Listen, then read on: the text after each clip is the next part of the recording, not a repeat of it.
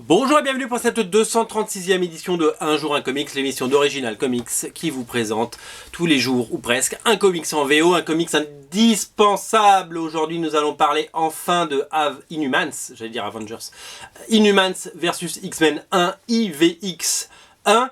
Le premier numéro de ce crossover. Alors sachez qu'il y a eu un numéro 0 la semaine dernière, scénarisé par Charles Soule et dessiné par l'incroyable Kenneth Rocafort, donc c'était le prélude. Sachez qu'avant ce prélude, il y a eu une mini-série qui s'appelait Death of X, absolument incontournable. Charles Soule, Jeff Lemire au scénario et Aaron Kuder au dessin. Sachez que ça y est, la série est lancée, un magnifique numéro 1 qui vient d'arriver. Un numéro double qui coûte 6 €, donc 6 $. 1 $ égale 1 € sur originalcomics.fr, vous le savez. Pourquoi il coûte ce prix-là? Parce que c'est un numéro double et parce que la couverture est en card stock cover. C'est ce qu'on appelle les card stock cover. C'est des couvertures un petit peu plus rigides que d'habitude.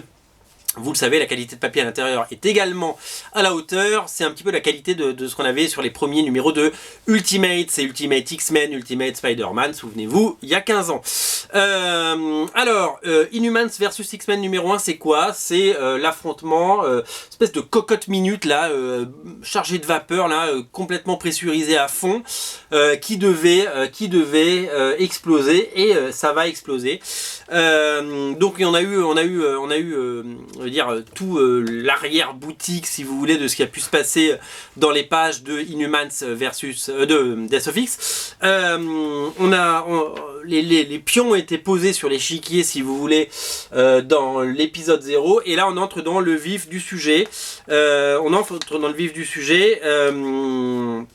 Les X-Men enfin réunis vont devoir faire cause commune ou presque, hein, puisque certains ne feront pas partie de l'aventure, pour arrêter cette menace qui les met en péril, les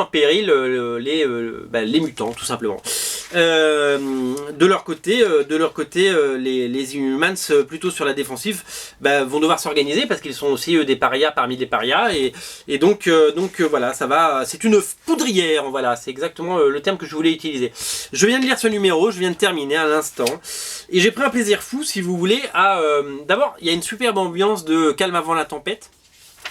Pour le coup, on sent la tension monter, et on sent que Charles Soule et Jeff Lemire, les deux scénaristes, ont voulu créer donc à la fois cette ambiance, mais aussi donc faire monter le suspense pour arriver au point culminant. Alors je vais pas vous montrer les pages du point culminant parce que ça va péter à un moment, et vous le savez parce qu'ils sont pas là pour rigoler.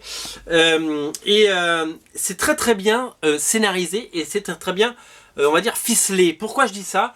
Parce que c'est écrit un petit peu, si vous voulez, comme sont écrits les très très bonnes séries américaines qu'on voit sur Netflix ou sur HBO. C'est-à-dire que la menace n'est pas là, clairement, mais on sent la tension. Et il y a des manigances derrière, etc. On ne sait pas tout. Certains personnages pensent avoir les clés et prennent des décisions, mais ne sont pas trahis, mais sont dépassés par d'autres. Voilà, il y a plusieurs jeux en fait. Chacun joue son jeu, chacun place ses pions, et du coup c'est très bien. Et ça se lit vraiment très très bien. J'apprécie vraiment les X-Men de Charles Soule. Avec Jeff Lemire, ils font un énorme boulot, voilà, je trouve.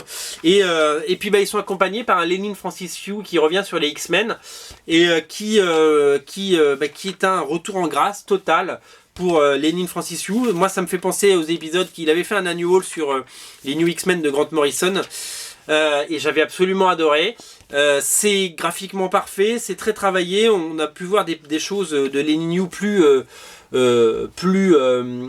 sketchy, notamment ce qu'il a fait ces dernières années. Là pour le coup c'est très travaillé et c'est très soigné, et c'est ce qu'on attend de cet auteur majeur. Voilà, tous les personnages sont au rendez-vous, les jeunes X-Men, les X-Men, les Uncanny X-Men emmenés par Magneto, tous les Inhumans sont là, Karnak, Medusa. Ça va exploser, ça va péter, et ça va être énorme. Voilà, c'est un numéro double, il y a plein de pages, il y a énormément de choses à lire. Je suis peut-être le plus grand fan des X-Men que vous connaissez, certainement même. et j'approuve ce que je viens de lire. Ce qui veut dire que c'est du bon. J'ai hâte de lire la suite. C'est une mini-série en plusieurs parties.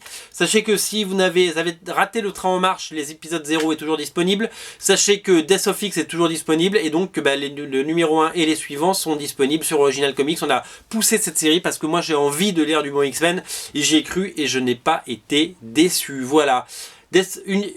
Inhumans versus X-Men numéro 1 est disponible sur originalcomics.fr. Je vous mets le lien dans le descriptif de la vidéo. Salut.